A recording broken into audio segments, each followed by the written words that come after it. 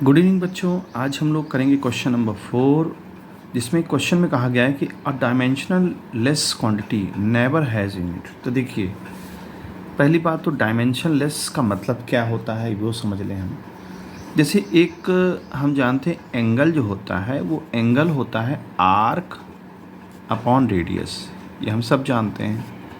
तो यहाँ जो आर्क है उसकी उसकी जो मेजरमेंट है वो एल से करेंगे क्योंकि डिस्टेंस है, और रेडियस जो है वो भी डिस्टेंस है, तो एल एल से कैंसिल हो जाएगा, यानी कि यहाँ पर डायमेंशन बनेगी नहीं, 1 आ जाएगा। इसका मतलब डायमेंशन लेस हो गया, m to the power 0, l to the power 0 and t to the power 0। इसको हम ऐसे ले सकते हैं। तो ये डायमेंशन लेस है, इसमें कोई डायमेंशन नहीं है।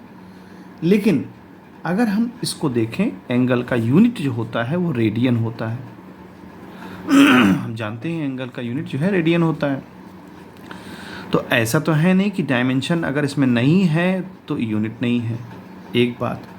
दूसरा, मान लीजिए आप कोई एंगल लेते हैं, तो एंगल भी डायमेंशन लेस है और एंगल की कोई यूनिट नहीं होती है। ये तो बात आपको मालूम है कि अगर कोई एंगल वैसा लेते हैं साइन कॉस में, साइन जैसे साइन ले लिया परपेंडिकुलर अपॉन हाइपोटेन्यूस, ठीक है, तो यहाँ पर डायमेंशन लेस आएगा, यानी इसकी कोई डायमेंशन नहीं होगी और इसकी कोई यूनिट भी नहीं होती, नो यूनिट, इसकी कोई यूनिट भी नहीं होती।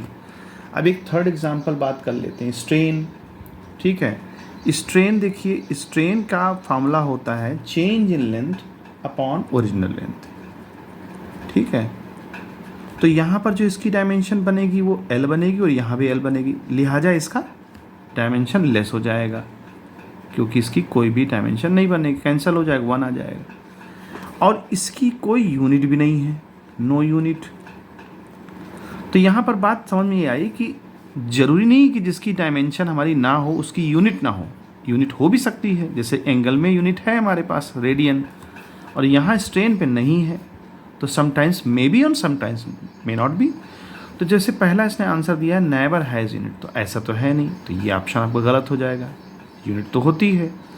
दूसरा, ऑलवेज हैज़ यूनिट, तो ये भी सही बात नहीं है कि ऑलवेज हो क्योंकि यहाँ यूनिट नहीं है, ठीक है। मे हैव अ यूनिट, हाँ यूनिट हो सकती है, इसको हम करेक्ट मानेंगे, मे हैव यूनिट, तो ये गलत हो गया, सी आपका सही है। फिर कहता है डज नॉट एग्जिस्ट, तो कि एग्जिस्ट तो है ही है भाई। अब ऐसा तो नहीं है कि इसकी डायमेंशन नहीं है और इसका यूनिट नहीं है तो वो चीज़ एग्जिस्ट ही नहीं करती, तो क्वांटिटी तो एग्जिस्ट कर ही रही है। तो इस लिहाज से क्वेश्चन जो आपका पूछा गया है उसके आंसर्स में सी सबसे ऑथेंटिक आंसर है, और उम्मीद है आपको बच्चों समझ में आया होगा। ठीक है, गुड बाय बच्चों।